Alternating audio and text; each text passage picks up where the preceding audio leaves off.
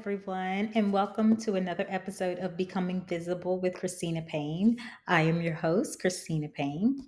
And first, let me thank everyone who has liked, shared, and followed our podcast during the pre launch subscriber campaign. We appreciate you, and we look forward to sharing great content with you in the upcoming season. Please do continue to share the content with others who you think may find value in it.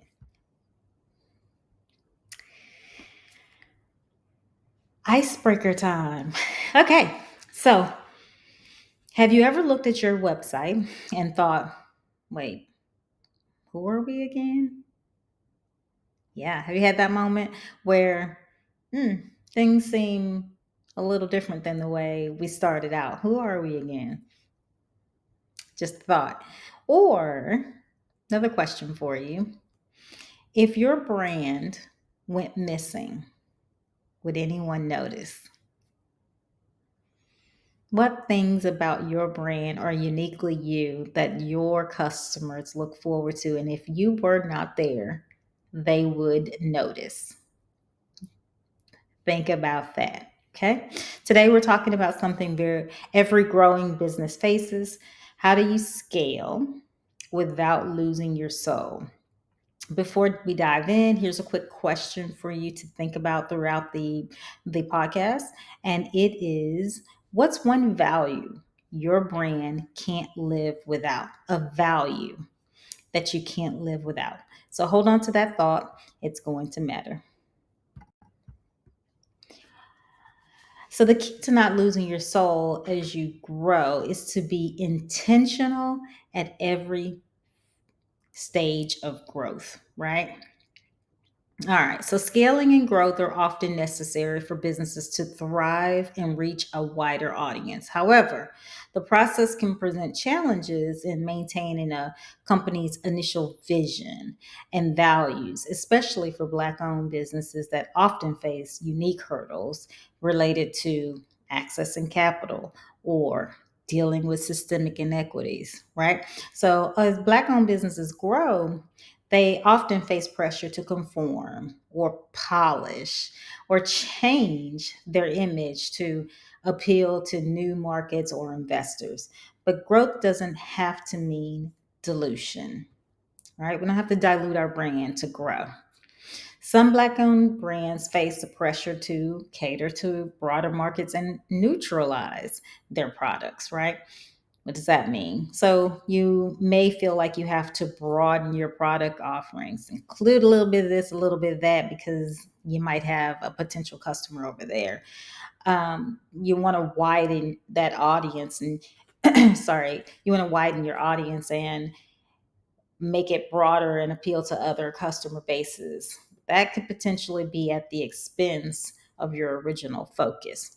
So this can involve making those neutral options available or adjusting your marketing, right? How do we get our products out to people? Maybe we need to adjust our marketing so that it's not so niche. We make those kinds of compromises sometimes.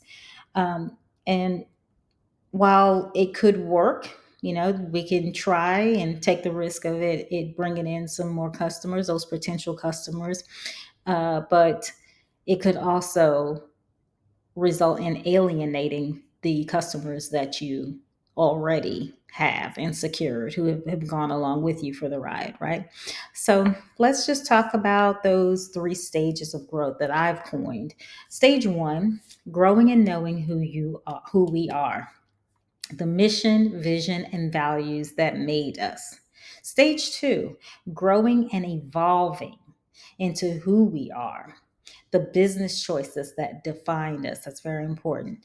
And then in stage three, maturing and preserving our core, the brand identity and culture that sustains us, right? Okay, so let's get into stage one, growing and knowing who we are, the mission, vision, and values that made us. So this phase is foundational. You're discovering your voice, what problems you solve, and who you're solving it for. It's about self definition. A few business concepts that we want to consider to help you tell that story or to be able to to share that message is brand storytelling, right? So, why you exist, who you serve, and what drives you. Know that you will be giving your story to different audiences with different motivations and needs. Plan to have different flavors of the message in mind. It needs to be consistent, but with the audience in mind. Why does it matter for them? Okay. The founder's intent documents your why and guides your future decisions. So know your why. What does that look like? So, in practicality, that's sitting down and asking the hard question, why are we here? Why are we starting this business? What is this business meant to do? What communities are we meant to impact? And in doing so, how do we want to perform? What is my why? Here at Be Visible Pride, our why is to be a part of shaping the narrative and perception of Black owned businesses by bringing visibility to the great titans of the industry, forging their way today, but also offer inspiration to the aspiring generations following them. So, see how you, as someone who is learning how to um, create your why, has a different need to understand what my why is. That would be a different flavor of that for an investor. I have a slightly different flavor of that for someone who would be a guest on the podcast, slightly different flavor of that for someone who would be wanting to invest in our efforts future term. So those different flavors will exist. But at the core, you need to understand your why, what is driving you, and what's motivating you to do what you like to do. If you're having trouble defining your why, I suggest you go out to the internet and search up Simon Sinek. He has some great videos and information on defining your why. A few core values also that you need to consider when we say value. Sometimes there's differing definitions of value that people get hung up on, but in this case, we're talking about those guiding principles and core values that drive your decision making and hiring and culture in the future. So, what about you is a core value? You have to be value driven so that you can make those decisions in the future. Um, for an example, some companies are really, um, the right word is escaping me, but they really take seriously their safety. It is a core value for them. Some companies really do humanity and being a part of the community and serving the community is a part of their value. They want to serve, and you have to dig down deep, decide what that is. Now, I recognize that at this phase, we've just come out of kind of startup phase. We're just getting ourselves established and consistent. This growth phase is bringing about a tremendous amount of volume in the workload and effort. And you're asking me, Christina, why are you asking me to do this now? Well, I'm asking you to do this now because it informs decisions and makes the next phase of growth where you're having to make certain decisions a lot easier. So please take the time. While I know some people do this during startups, some people do this a lot sooner. If you're in the growth phase, however, you need to make sure you have it. It's not a matter of when being too soon. It's a matter of not having it could be potentially impactful to you. All right. Next item there is know your customer. That is one of the things that is at the core of most businesses and every business, but in particular you need to know what the customer needs are for your particular business and what is going to drive them and where they are in the buying cycle, what is happening around them in their world that may trigger changes in customer needs and so on and so forth. So you must know your customer. The next one is product market fit. And what I mean by product market fit is, there is an adage that if you build it, they will come. And the assumption there is that you have something that's so spectacular, it's like lightning in a bottle, and that everyone will want it. And that can happen. That has happened. But in so many other cases, when people take this strategy or approach to build something without knowing their customer, not understanding their intrinsic values, and they go out and they bring a product to the market and it doesn't do well, it's because they voted on their own. They would buy it, but they didn't look to see if there are other people who would buy it. So it's all about risk. If you have the risk appetite to go out and keep, throwing darts to see if something will stick, or if you want to do some upfront analysis to make sure that works for your company, right? So in essence, what I would share here is it's a much smarter approach to align your offerings with the needs of your audience and your customer and your values. Things to watch out for: drifting into generic messaging to please everyone, saying yes to opportunities that dilute your mission, and hiring team members who don't align with your values. Okay. And I think I've shared, examples of that in form of slides, but you really do need to take control over what your messaging is. Don't feel pressure to broaden your offerings and please everyone, and then be very careful about what opportunities you say yes to, and measure them against your values and see that they align. And certainly don't hire people who don't believe in what you believe in.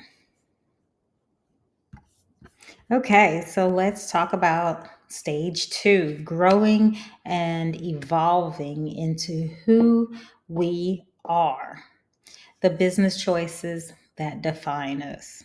Okay, so you're gaining traction, as I said, maybe even obtaining some funding. Now the focus is intentional growth where strategy meets soul. Let's dive into the concepts that we think are important to help you navigate this space as well, because I want to call out this is about making choices, making business decisions, and giving yourself kind of a foundation for making those decisions. So, the first one we want to talk about is strategic positioning. And all that really is making sure that you have a service offering, a product offering that is uniquely you and that can differentiate you from a crowded market. You don't want to be like everyone else because, of course, why would they choose someone like everyone else? You want to be able to have something that differentiates you, and that's fine. At first, when you were just selling a product and you were just trying to sell, you probably cared a lot about that product and what the product can do. The product differentiates itself. It makes it's what everyone wants. But why buy it from you? And the example that I give to why it's important here is think about the Amazon marketplace.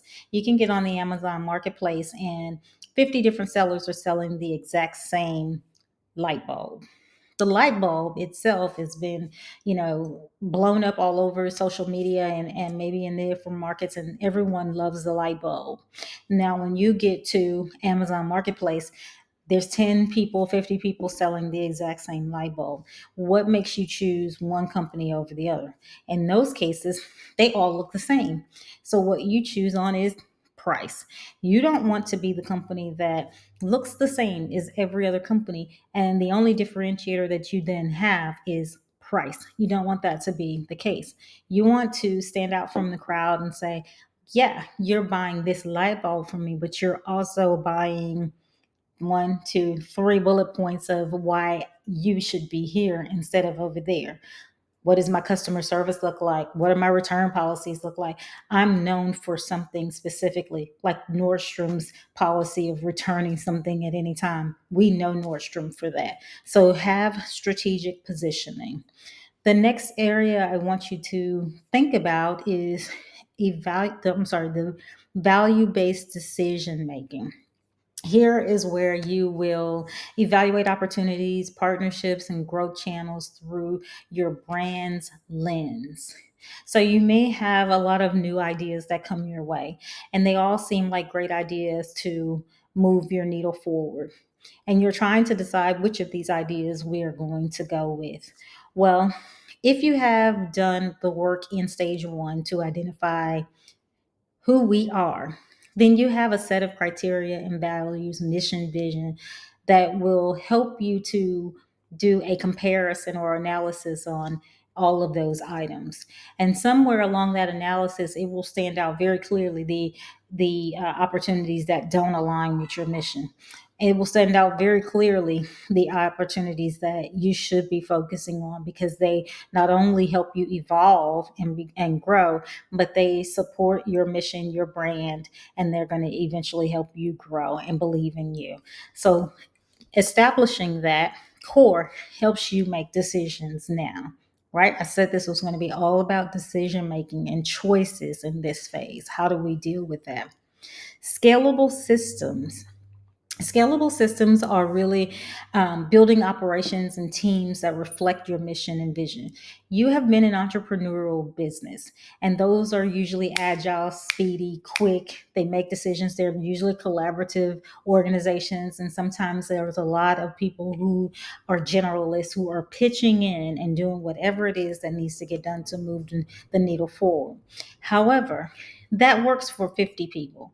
When you scale to 500 or 50,000, that no longer works. It becomes chaos. And the need for operations and teams and systems in place helps you to not only permeate your values and vision throughout the organization, but also let the people who are doing the jobs focus on what it is that they do best, which is specializing in what they are here to help you organize, like whatever that operational area is. It allows them to do that with an understanding of what your values are. So keep that in mind. We build with the end in mind. Always think of that in terms of scalable systems. It also impacts your talent strategy, and we talked about a bit about that before. But you have those values and vision and value and core ideas to be able to assess whether a person would fit into your organization. They may be the best at what they do, but they don't fit in terms of your core values and mission. They just don't believe what you believe. You don't need that kind of friction at this point in your business life cycle when you're trying to grow. Okay. Always keep your customer experience consistency as a viewpoint. You need to be able to measure that. You need a way to assess what the customer experience is, and always be talking to the customers about what that looks like. So keep that in mind. It ensures that as you evolve, the brand continues to feel familiar, that they recognize the brand, and there's brand recognition for those loyal customers, while also allowing you to attract new ones. Things to watch out for: scaling too fast without operational readiness. That's just clear cut. What works with 5 people, 50 people, so on and so forth, will become chaos if you scale too fast and you don't have process procedures in place to help individuals understand. Next bullet: watering down your brand to attract broader audiences. Just don't do it. Um, you want to be a differentiated business offering, and so watering your brand down doesn't allow you to stand out, so don't do it. Growing a team without culture onboarding. So you want to onboard people. You want to be able, in the interviewing process, help people to understand the ways of working at this organization and try to tease out those who don't fit. But when you bring people on, you don't want to guess. You don't want to assume that these individuals believe in what you believe in. Teach them, train them. So watch out for that. If you're bringing on people so fast, because you need people, you just need hands, you need bodies to get things done, but you're not giving them proper onboarding to your organization's culture. And that is stage 2. We'll launch into stage 3. Okay, we're at stage 3. Just recapping: stage 1 is when you are defining who we are. Stage 2 is where we are evolving who we are based on the decisions that we are making and leveraging stage one and defining who we are to help us to make decisions in evolving. And now let's just say we are beyond those two phases. We feel reasonably comfortable that we know who we are. We feel reasonably comfortable that we have started to leverage who we are in our decision making across the organization. And we're starting to mature, right? So what we want, the goal here is to be able to permeate who we are throughout the organization as it matures and preserve our soul that we're trying to hold on to without, losing that as we grow and scale. So the challenge is to stay relevant without losing yourself. Some business concepts to consider: brand stewardship. So, protecting the essence of your brand as it lives in products, people, and in the culture. You may have made some concessions, trade offs, and compromises to obtain funding or support and resources to get through that tough stage of evolving, stage two that we were just referring to. Along with that, some of the very hard decisions had to be made, right? About your future of your brand. So you're not only just trying to evolve, but you're trying to evolve that brand and what it looks like. With those hard decisions, you were able to use and leverage those core values and missions and visions and whatever, so that you could make intentional decisions about which partners you would partner with collaborators you would work with, and you were able to choose those who would preserve your brand's authenticity and be genuinely interested in growing your future brand as you have created it. Okay. So brand stewardship is important because it's not just something that you can do on your own. It's something that lives on outside of you once you have been established a little bit and you're a little bit more mature. But it also needs cultivating in respect to making sure you're sharing that with the right partners and have partners that are going to preserve it.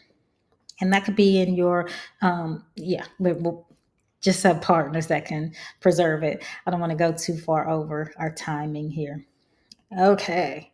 So, a few other concepts: innovation with integrity. So, evolving your offerings without confusing your audience. The last thing you want to do is to wake up one day and realize the product or service offerings on your website are all cool, but they have very little connection to the vision, mission, and strategy. Innovation with integrity means testing every new opportunity against your core and refusing those that don't align or meaningfully evolve you. No matter how tempting it may be, steer clear of those opportunities that do not align with your values or your customer needs. Okay. Next one, cultural sustainability. This is where you are codifying your values in training, leadership, and decision making. It may seem simple logic, but this is the one area that I've seen companies forego the most and have the hardest time course correcting. People come and go, leaders get busy, decisions are delegated. The best way to ensure the core values are sustained or to ensure everyone understands and lives them. Okay. That is the end all to be all of it. You have got to make those mission, vision, values a significant part of any onboarding, training, leadership development, all of those ways. We are permeating this throughout the organization so that it lives on in absence of you as the founder, as someone who is in control day to day. You will be delegating that information down and you want that preserved. That is a good segue into leadership development. I don't have to expand upon this except for to say you're going to be hiring great people, very awesome people. Don't assume that they are good leaders just because they were great on paper, great on resumes, great at doing something in another place. Know that they are good leaders because you have developed them into good leaders for your organization. Yes, we can leverage the skill and experience that they bring to the table. However, your brand and your culture is unique to you, in your teams. And so you absolutely want to start to teach that and help that to permeate into your leadership ranks. We've talked about reputation management here, or before. I just want to share a couple of core values that I have that help preserve my own personal reputation in the company that I work with. And those are one message, one voice, and lead from your desk. Those are two values that I have that help me preserve my reputation. Well, you might ask, well, what does that have to do with preserving your reputation? Well, think about it. If everyone in my organization is speaking from one message and one voice, then we are all saying the same thing about the same what we want to share. That message is clear. We don't have one part of the organization thinking that it's this and one part thinking that.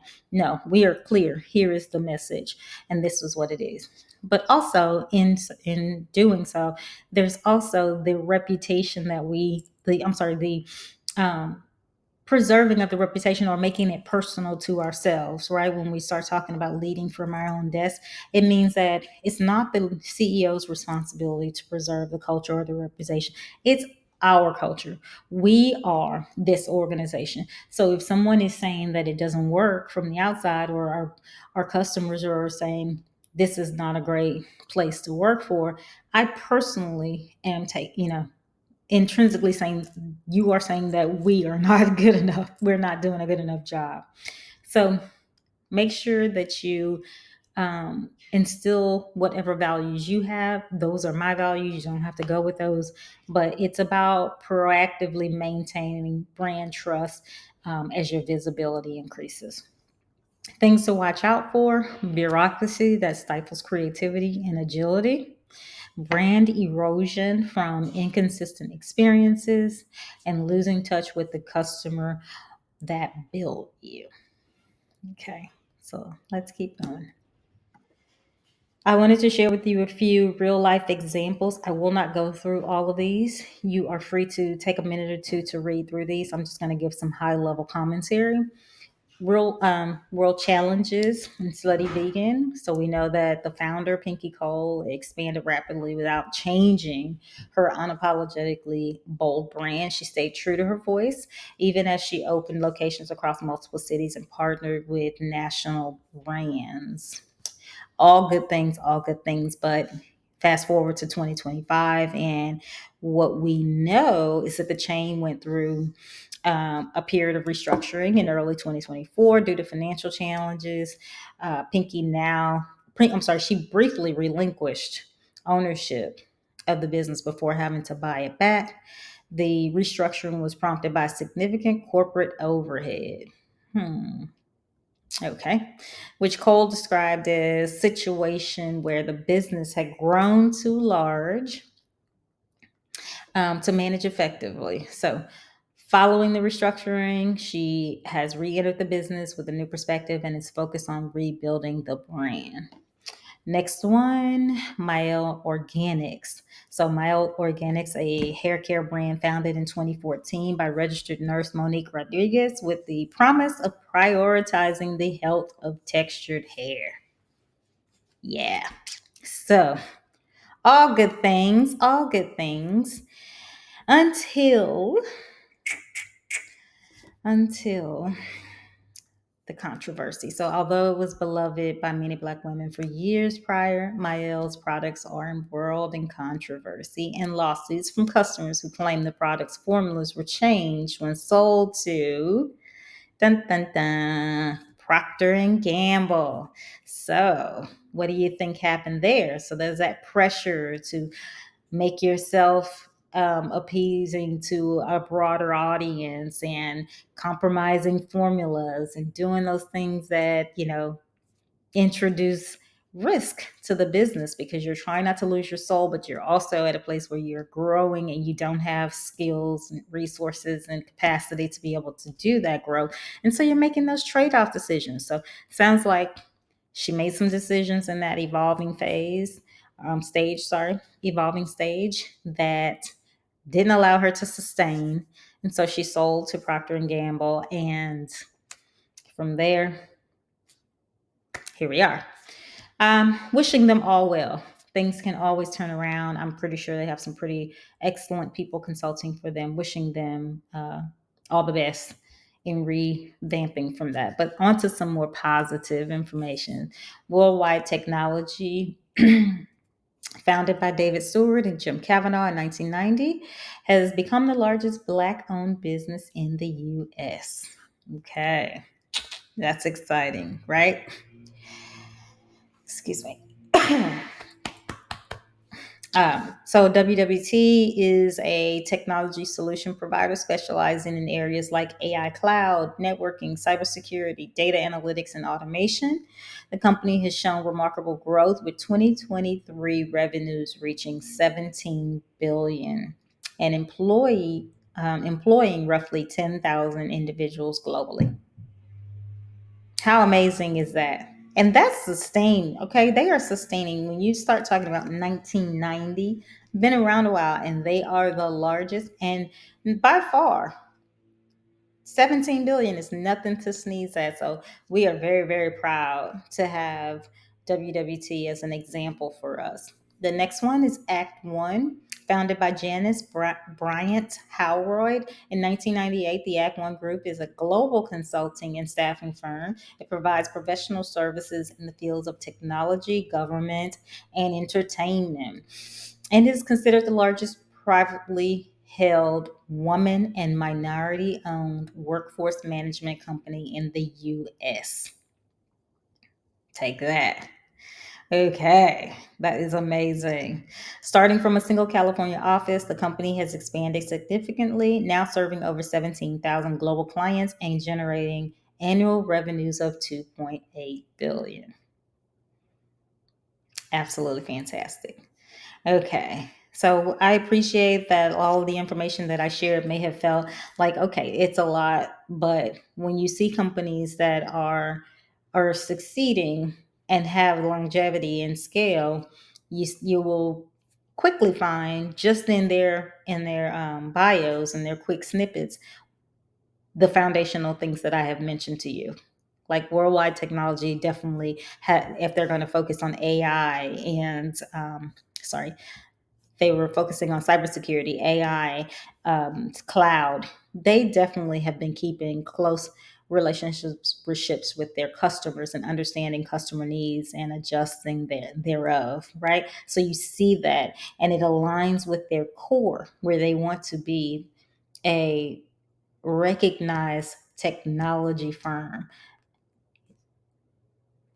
So that you'll see that, if you've established this from the core, it helps you in making those decisions that grow you to 17 billion. And then of course the same with Act One, who you don't stay in business from 1998 to 40 and be the largest company without having values that you stand by. I think I may have even seen a video on Instagram recently where she talked about not hiring. They can teach them the skills, they can't teach you to be who you are. So they definitely are values based. They want people to know their why and who they are and what they do, who they are, not just what they do. So there again, another example of, taking this very seriously. Okay, you guys, just a couple more slides that are going to be very, very quick and we're out of here. 3 ways to stay rooted while scaling. Codify your culture early. Create a brand manifesto or value guide as a touchstone. Number 2, hire with intent. Look for team members aligned with your mission, not just their resumes. Number 3, say no strategically. Not every partnership or opportunity fits your purpose. Okay, so those are 3 ways to stay rooted while scaling. Just a quick recap: your culture is your compass. If you hadn't figured that out yet, your culture is your compass. Those are your values, your mission. They are your compass. Scaling is about multiplying your mission, but not muting it. And then, of course, you can grow and be bold, black, and visible. It is possible. You don't have to feel the pressure to dilute your mission to grow. Next, homework. So, as promised in the first couple of episodes, every episode will have a bit of homework for you to do. Hopefully, this homework helps you to grow and become. What I think you should do in this case is write down your brand's top three non negotiable values. What do you value? We talked about earlier. What is something that your company values? Identify one recent decision that aligned or didn't with those values. Okay, that is your homework. And we're wrapping up, guys. I think we went over. I don't have an overall timer, so I'm going to try to get us a timer so that I stick to my 40-minute commitment. But the call to action is always the same. If the episode made you feel seen, share it. We want your voice in the room. Join us as a guest, recommend a founder for the show, or invite me onto your show. I'd be happy to come on and talk a bit about who we are and what our mission, vision, goals, and values are, and how we're leveraging them to shape the narrative of who we are, not just, as Black people individually, but as a collective in the business space. Okay, don't forget to follow at Be Visible Pod on Apple Podcasts, Spotify, YouTube, Instagram, and TikTok. And let's grow authentically. Thank you so much, everyone. I have enjoyed bringing you this topic, and we will see you next week.